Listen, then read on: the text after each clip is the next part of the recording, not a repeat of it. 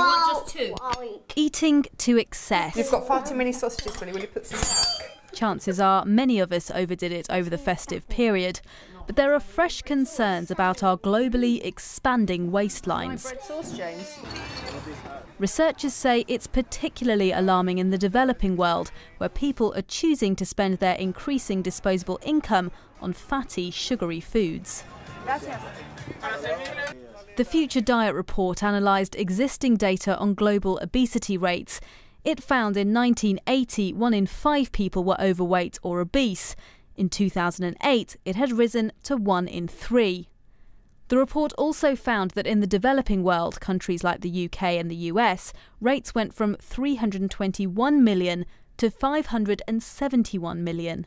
But in developing countries like Egypt and Mexico, numbers almost quadrupled from 250 million to 904 million. Well, the explosion of overweight and obese people in the developing world is largely down to the emerging economies, those that have gone through a transition from being low-income economies to middle-income economies in the last generation. And that has produced a large middle class of people who have rising incomes and they can buy the foods they want, and they're undertaking more sedentary lifestyles. It's these sorts of greasy, fattening, processed sugary foods that are causing the problem.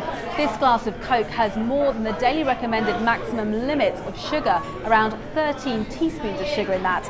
Get through enough of this sort of food and drink regularly enough, and your risk of things like heart disease, of stroke, certain types of cancers and diabetes all increases.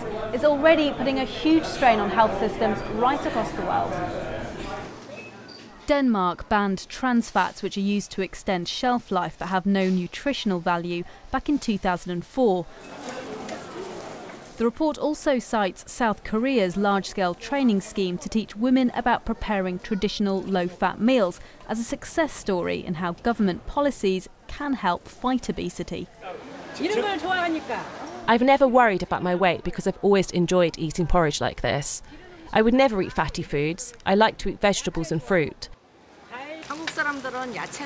Koreans prefer vegetables, whereas Westerners seem to eat more red meat. Also, Koreans tend to eat less in general. People are quite weight conscious here.